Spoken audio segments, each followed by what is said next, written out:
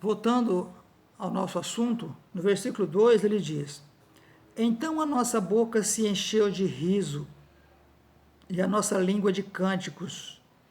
Então se dizia entre as nações: Grandes coisas fez o Senhor a esses. A boca se encheu de riso significa o quê?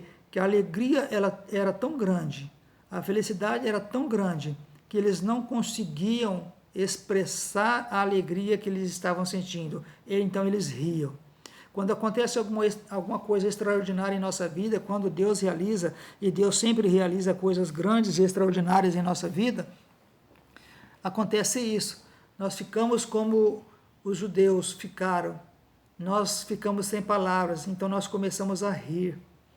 Não aquele riso que alguns dizem, né, rir no espírito. Isso não existe, rir no espírito. Isso é conversa. Quando nós rimos como Sara riu, quando recebeu a notícia de que seria mãe, que geraria um filho. É bem verdade que aquele riso dela foi um riso de desconfiança. Ela não estava acreditando na palavra do anjo. Por isso o anjo chamou a atenção dela, repreendeu-a. Mas ela riu, o riso de alegria. A alegria que ela sentiu no seu coração ao ouvir aquelas palavras, que até pode ter, né, como nós dissemos aqui, estava sem acreditar que aquilo iria acontecer em sua vida, mas aquele riso de felicidade, aquele riso de alegria, por não ter palavras para expressar a alegria que invadira o seu coração. E assim estavam os judeus, sem palavras, rindo, como diz aí, rindo à toa, rindo sozinho de felicidade por aquilo que Deus fizera em suas vidas, não acreditando que os inimigos permitiram que eles fossem colocados em liberdade, não acreditando que os inimigos haviam concordado dar-lhes a liberdade para que eles retornassem à sua terra, à santa cidade de Jerusalém, onde eles poderiam adorar o nome do seu Deus no templo que fora construído para isso. Então eles estavam como os que sonham, parecia um sonho, parecia que estavam sonhando, até há quem diga que se fosse um sonho, que eles não fossem acordados daquele sonho, mas não era um sonho, era realidade. E quando eles se deram conta que era realidade, eles não conseguiram conter a alegria e a felicidade, então eles começaram a louvar a Deus, a cantar a Deus. Então a nossa língua, né, se encheu de cânticos, né? Não só a boca se encheu de riso, mas a língua de cânticos. Então eles começaram a cantar e louvar a Deus pela liberdade concedida a ele através daqueles que os haviam cativados, feitos cativos. E assim somos nós. Quando Deus nos libertou, a nossa boca também se encheu de riso, e a nossa alma e a nossa língua, em nossa alma e em nossa boca surgiu um cântico novo. E agora nós temos um novo cântico para louvar a Deus, e esse cântico ele deve ser contínuo em nós. Nós precisamos louvar a Deus em todo o tempo. E aí até as nações inimigas, como eu já disse para vocês, começaram a dizer: grandes coisas fez o Senhor a estes. Eles reconheciam, os inimigos reconheciam que Deus fizera grandes coisas para com os judeus. Para eles, né, Deus não fez porque eles não criam em Deus, mas para o judeu que cria em Deus. Então aí eles reconhecem: grandes coisas fez o Senhor a estes. Isso é muito importante trazer para os nossos dias, quando nós vemos Deus realizar na vida de algumas pessoas obras transformadoras.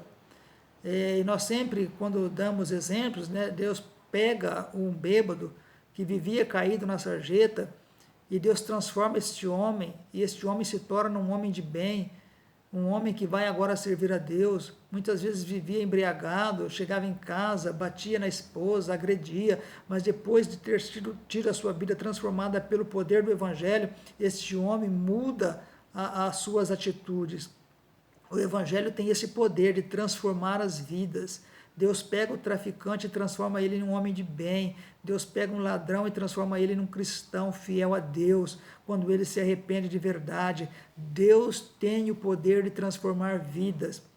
Nós não temos poder de transformar a vida de ninguém, nem mesmo a nossa, mas Deus tem, porque o poder é dele, a honra é dele e a glória é para ele, e tudo que Deus faz é para a glória do seu nome. Então, transformações que Deus faz na vida do homem, muitas vezes depois é vista por aqueles que o conheciam antes, e esses dizem, né, que mudança, que transformação que este homem teve na sua vida. Este homem vivia caído na sarjeta, mas agora vive sempre bem vestido, trabalhando, cuidando da família.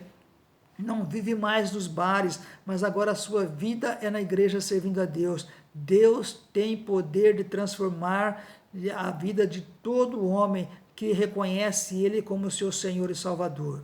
Então, os inimigos ou aqueles que convivem conosco hão de ver a obra que Deus fez em nossa vida. Grandes coisas fez o Senhor a estes. Nenhuma outra nação teve o privilégio de voltar para a sua cidade, para a sua terra, como eu disse. Mas Israel teve. E os inimigos reconheceram. Só mesmo Deus pode fazer algo como isto na vida dessas pessoas, na vida dessa gente. Aí eles reconheceram, grandes coisas fez o Senhor a esses. E aí, nesta alegria, os judeus cantam e também reconhecem e propagam a todos as seguintes palavras: grandes coisas fez o Senhor por nós e por isso estamos alegres. Eles podiam dizer que Deus fez grandes coisas por eles, porque eles viram a mão de Deus trabalhando, eles viram o operar de Deus. Como é que o inimigo vai libertar os seus cativos? Como é que alguém que subjuga um povo depois vai libertá-los para que eles possam retornar para a sua casa, para a sua terra? Se Deus não tocar no coração desse povo, se Deus não tocar no coração desses soberanos para libertar o seu povo, isso nunca aconteceria. Mas Deus faz isso. Deus permite que o seu povo vá para o cativeiro, mas depois Deus usa alguém para levá-los de volta para a sua casa e para a sua terra. E aí então eles cantam para todos, para que todos saibam, para que todos ouçam: grandes coisas fez o Senhor por nós e por isso estamos alegres. Quantas coisas grandes Deus tem feito por nós. Quantas maravilhas Deus tem operado em nossa vida. Quantos livramentos Deus nos tem dado. E nós estamos como o Israel, dizendo isso em alta voz, propagando a todos as coisas grandes que Deus fez em nós. Que coisa maior pode se dizer do que a salvação da nossa alma? A salvação e a libertação do pecado. A libertação do inferno, porque Deus nos libertou do inferno quando Ele nos resgatou com o sangue de Jesus. E isso só é motivo bastante para nós dizermos que o Senhor fez grandes coisas em nossa vida. E por isso nós estamos alegres. Por isso nós nos alegramos, não porque conseguimos bens materiais, não porque conseguimos bons empregos, não porque conseguimos um bom carro ou uma boa casa, não, mas nós nos alegramos pela salvação da alma que Deus nos deu. Deus fez isso, não foi qualquer um que fez, foi Deus. Ele enviou o seu Filho Jesus para morrer no nosso lugar, para nos salvar. E ao morrer na cruz, Ele nos resgatou quando nós cremos na sua morte e na sua ressurreição. E então agora nós precisamos dizer aos outros: grandes coisas fez o Senhor por nós e por isso nós estamos alegres. No versículo 4 eles continuam, aí eles fazem uma oração: faze-nos regressar outra vez do cativeiro, Senhor, como as correntes do sul. Aqui eles estão lembrando, das vezes que Deus os fez voltar do cativeiro, que Deus fizesse novamente isso com eles, que Deus repetisse na vida deles aquilo que Deus já tinha feito no passado. Como as correntes do sul, é quando Deus manda a chuva no sul, e essa chuva corre e enche os rios e enche os lagos, e quando eles expressam essas palavras, eles querem dizer que quando Deus nos fez voltar do cativeiro que nós vivíamos, essas correntes de água que é o Espírito Santo correram em nossa vida e encheram a nossa alma, encheram o nosso espírito, e agora nós estamos cheios de Deus, repletos de Deus, e queremos viver só perto de Deus, e queremos viver mais para Deus. A chuva que cai no sul enche os rios, assim como o Espírito Santo enche a nossa vida. Então, eles reconhecem e pedem a Deus que se renove sempre na vida deles a volta do cativeiro. Isso significa dizer que nós precisamos todos os dias pedirmos a Deus para dar-nos cada dia a alegria da salvação, como o salmista disse em um dos salmos: não retire de mim o teu Espírito Santo, torna a dar-me a alegria da salvação. Nós precisamos todos os dias nos convertermos a Deus para que o nosso espírito seja sempre cheio, sempre alegre, como as correntes do sul que invade os rios, que invade os lagos. O Espírito Santo invada também o nosso coração e a nossa alma e o nosso espírito, e nós possamos glorificar, bendizer e exaltar o nome desse Deus. Aí ele completa: os que semeiam em lágrimas cegarão com alegria. Aqui, a semente é a palavra de Deus.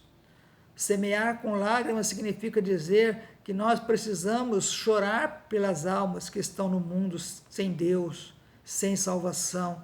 Semear em lágrimas significa dizer que eu tenho que pregar a palavra, mas eu tenho que também que chorar. Quando o agricultor semeava a sua semente, e aí os estudiosos dizem que eles levavam um embornal com as sementes, e às vezes não eram muitas as sementes, então ele pegava uma semente e jogava no chão, e junto com a semente caía a lágrima, porque ele estava chorando, pedindo a Deus que aquela semente viesse prosperar, viesse germinar, para trazer para eles o alimento que eles precisavam no futuro. E assim é na vida espiritual. Nós precisamos semear a palavra de Deus com lágrimas, orando e chorando pelas pessoas que não conhecem a Deus, para que ao pregarmos a palavra, essa palavra que é a semente, caia no coração desse ouvinte que nos ouve, e ao cair, a lágrima de nossos olhos que caiu junto, germine essa semente através do Espírito Santo. Façamos isso. Semeamos a palavra de Deus, mas não apenas semeemos por semear, semeemos com lágrimas, porque o retorno virá depois. Pode ser que demore de vir esse retorno, mas eu confesso para vocês, com toda a convicção, que o retorno virá, porque a palavra de Deus nos assegura isso: os que semeiam em lágrimas cegarão com alegria. Então, aquele agricultor que lançava a semente e a lágrima caía junto, lá na frente, ele sabia que ele iria voltar alegre depois de colher os seus feixes ou seus molhos de trigo, ou da plantação que ele estava realizando, da semente que ele estava plantando. Nós que anunciamos a palavra do Senhor, ao lançarmos a palavra com lágrimas, certamente haveremos de colher também com alegria. Pode ser que nunca saibamos aqui em vida que aquela semente que nós plantamos tenha germinado, mas quando nós chegarmos lá no céu, nos será mostrado, nos será relatado a semente que lançamos, a semente que germinou através da nossa pregação, ou através do nosso testemunho, através da nossa vida. E aí o nome de Deus será uma vez mais exaltado e glorificado, e nós receberemos o galardão, porque aqui diz: aquele que leva a preciosa semente andando e chorando, voltará sem dúvida com alegria, trazendo consigo os seus molhos. Então o agricultor ia chorando pelo caminho, chorando pelo campo ao semear a sua semente, mas ele sabia que lá na frente, quando ele fosse fazer a colheita, ele voltaria com alegria, ele voltaria se regozijando, ele voltaria trazendo um peso maior em seus ombros, que era o peso do feixe de trigo, do molho de trigo, ou da semente que ele plantou, mas a sua alma estava aliviada, o seu coração estava aliviado, porque ele plantou com sofrimento, plantou até mesmo com angústia, mas na hora da colheita a alegria foi maior do que o sofrimento pelo qual ele passou na hora da semeadura. Façamos isso ao anunciarmos a palavra de Deus, não esperando recompensa aqui não, mas esperando a recompensa que vem lá de cima, a recompensa que vem do céu, a recompensa que vem do Senhor. Façamos isso não esperando receber aqui, porque como Jesus disse, aquele que estiver esperando aqui não terá mais galardão quando chegar no céu. Então façamos sem querer nenhuma retribuição aqui neste mundo, porque o nosso Deus, Ele nos recompensará no último dia. Se recebermos aplausos aqui, não teremos mais galardão para recebermos no céu quando nós chegarmos lá. Portanto, semeemos a palavra, a tempo e fora de tempo, como disse o apóstolo Paulo, sempre na certeza e na esperança de que esta semente plantada, ela germinará no coração daquele que ouvir.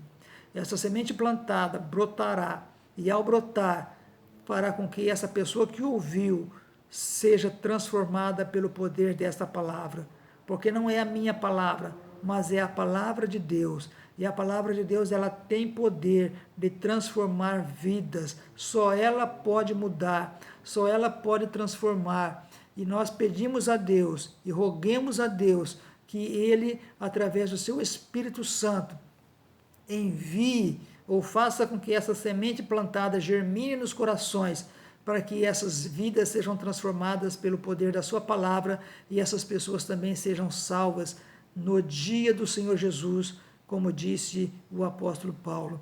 Que Deus, então, em Cristo, abençoe a todos vocês, que vocês tenham um final de semana feliz, subindo mais um degrau, o degrau do livramento, o degrau da perfeição, que é o 7º degrau, o degrau não apenas físico, mas o degrau espiritual. Vimos galgando degraus, e até chegarmos no Salmo 134, que é o último salmo, nós haveremos de chegarmos mais perto de Deus, se prosseguirmos nessa persistência de aprendermos a palavra de Deus e colocá-la em prática em nossas vidas. Então, que Deus abençoe a todos, tenham todos um bom final de semana, e eu agradeço a todos pela atenção, em nome de Jesus.